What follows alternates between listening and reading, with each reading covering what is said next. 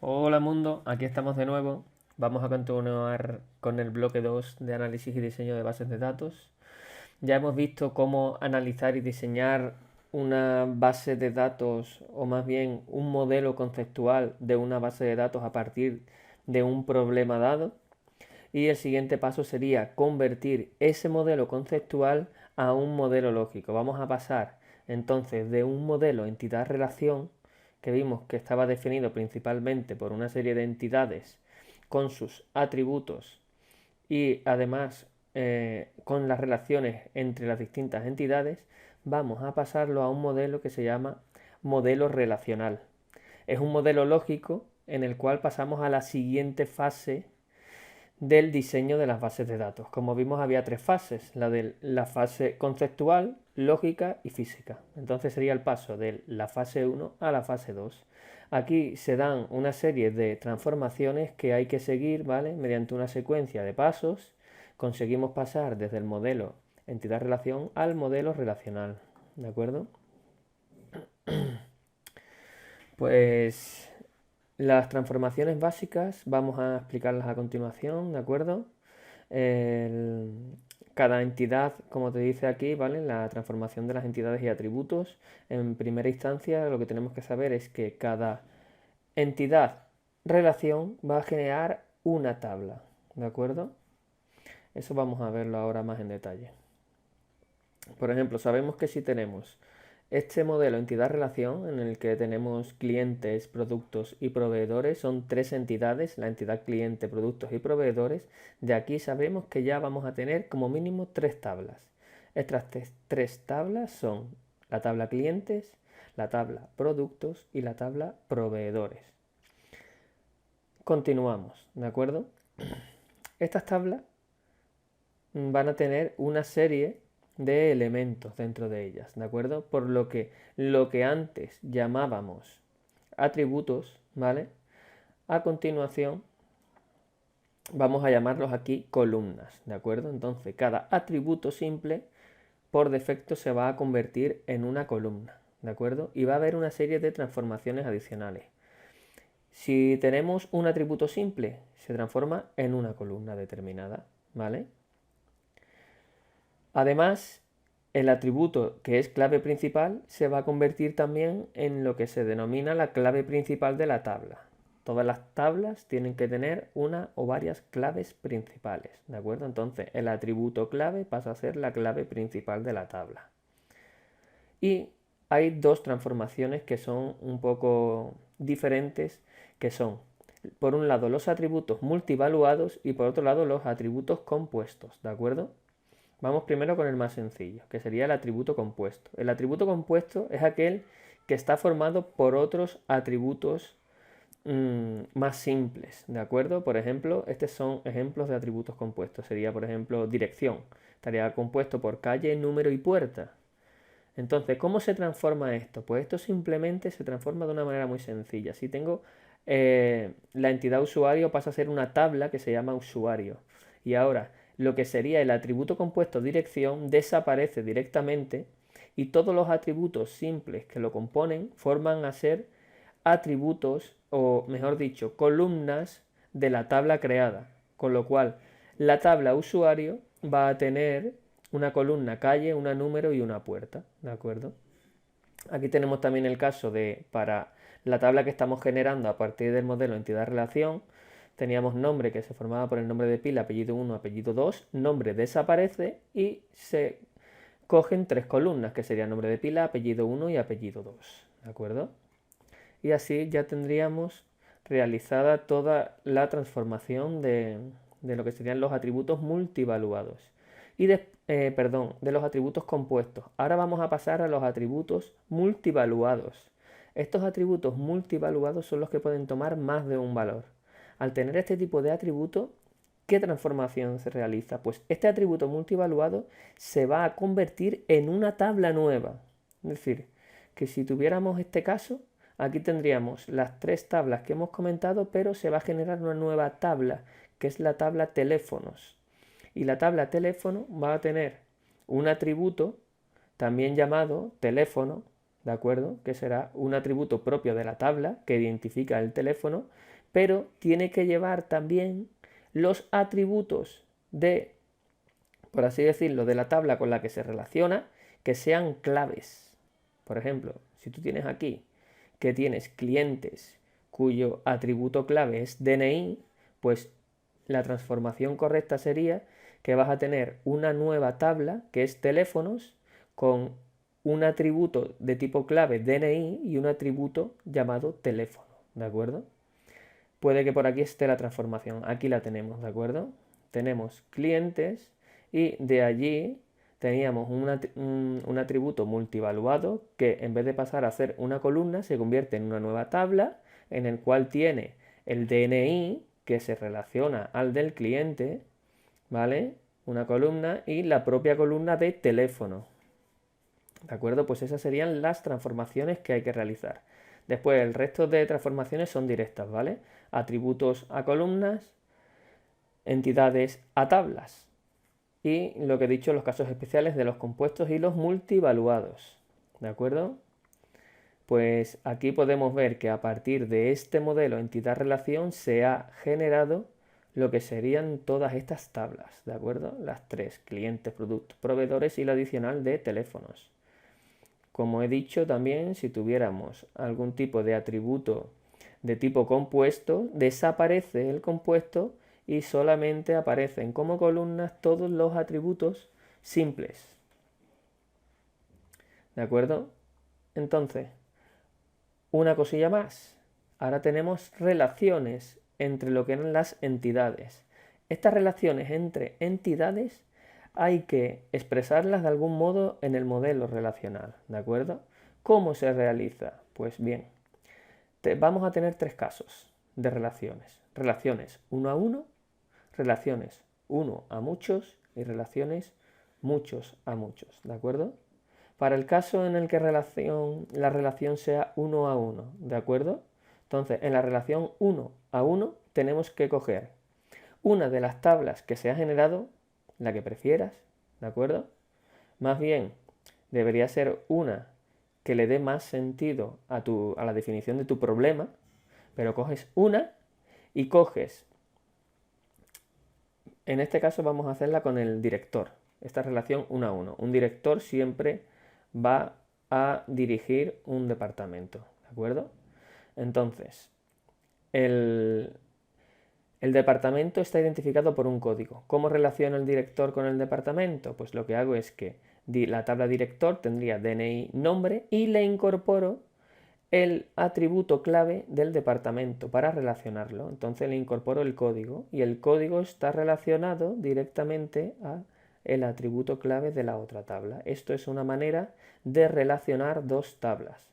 El código de departamento aparece aquí, con lo cual si tú tienes el departamento de finanzas con el código 1, vas a decir que el director del departamento de finanzas es Pepe con un DNI tal y el código aquí sería 1 para relacionar el código de departamento de forma adecuada y ya es el director de ese departamento específicamente.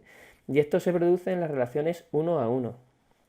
Cuando tenemos relaciones uno a muchos, es decir, tú tienes alumnos que asisten a cursos, ¿de acuerdo? Esta relación indica que para un alumno solamente puede asistir a un curso, ¿de acuerdo? Un alumno asiste a un curso, pero para un curso asisten muchos alumnos. Pues, ¿qué hay que hacer? En la parte que tenemos muchos, ¿de acuerdo? Aquí, en esta parte de aquí, que corresponde al alumno, tenemos que incluirle, en esa parte donde tenemos que incluir el atributo clave de la otra tabla, ¿de acuerdo? Entonces aquí sería obligatorio crear, ¿cuántas tablas crearíamos aquí? Una tabla alumno, una tabla curso, alumno tiene su DNI y nombre, el curso tiene su código y descripción, pero además el alumno va a tener que incluir un nuevo atributo, en este caso columna, que sea código. Y ese código va a referenciar al código del curso al cual asiste, ¿de acuerdo? Y aquí podemos verlo. Es muy similar al 1-1, lo que pasa que en la relación 1 a 1 podrías haberlo puesto en cualquiera de los dos sentidos, ¿vale? No habría ninguna diferencia. Haberle puesto el DNI al departamento, le pones el DNI, sería el DNI del director del departamento. Lo podías haber hecho a la inversa, pero en este caso no es posible. En este caso siempre hay que ponernos en la parte de muchos. Es decir, al alumno le tienes que incluir el código del curso, ¿de acuerdo? Perfecto. Y en las relaciones muchos a muchos, en el caso de que un alumno pudiera asistir a muchos cursos y un curso es asistido por muchos alumnos, como aquí son muchos en ambos casos, se genera una nueva tabla. Tendríamos la tabla alumno que tiene DNI y nombre, la tabla curso que tiene código y descripción, y la nueva tabla se llama igual que la relación y va a tener tantas columnas como claves tienen las tablas iniciales. Aquí está la columna DNI, que es la clave, ¿vale? Y aquí está la columna código, que es la clave además de curso. Entonces, asiste tendrá dos columnas que serán DNI y código. Y ambas son columnas que van a definir esta tabla nueva. Podríamos tener además atributos adicionales en estas relaciones, ¿vale? Pero en estos casos sencillos no se da el caso, ¿de acuerdo? Pues bueno, aquí tenemos algunos ejemplos más en el cual tenemos, a partir de un esquema entidad-relación, vamos a obtener el modelo relacional. Nos dan siempre lo que sería nuestras entidades con los atributos y lo que serían las relaciones y tenemos que realizar todas las transformaciones explicadas anteriormente, ¿de acuerdo? Voy a hacer yo la explicación de esta primera. También nos aparece siempre los dominios, ¿vale? Para saber qué tipo de campo tendremos para que después lo expresemos en el tipo correspondiente de la columna, ¿de acuerdo? Por ejemplo, tenemos aquí DNI que es una cadena de 9 caracteres en el cliente, pues entonces cuando tengamos DNI, cadena de 9 caracteres, nombre es de 20 y lo vamos especificando igual, ¿de acuerdo? Esa transformación es prácticamente directa. Después ya veremos que más adelante, en el siguiente paso, tendremos que definirlo a palabras reservadas propias del lenguaje. Pero en este caso estamos haciendo unas transformaciones así un poco más directas. ¿Qué sale de aquí seguro? Pues aquí sabemos que tenemos este modelo entidad-relación. De este modelo entidad-relación van a salir como mínimo 3 tablas. La tabla asunto, cliente y procurador. ¿De acuerdo? Y ahora, cada vez que tengamos relaciones muchos a muchos, obtendremos nuevas tablas, ¿vale? Con lo cual aquí hay una relación muchos a muchos, habrá una tabla nueva que se llame llevar, que va a tener diferentes atributos. Atributos llamados aquí columnas. ¿Cuáles son las que llevaría? En este caso la tabla llevar, pues tendría que llevar el DNI del procurador y el número de expediente del asunto. ¿De acuerdo? Cuando se genere aquí, exactamente aquí se ha generado, tiene DNI y el número de expediente. Ese es el caso más complejo que vemos aquí.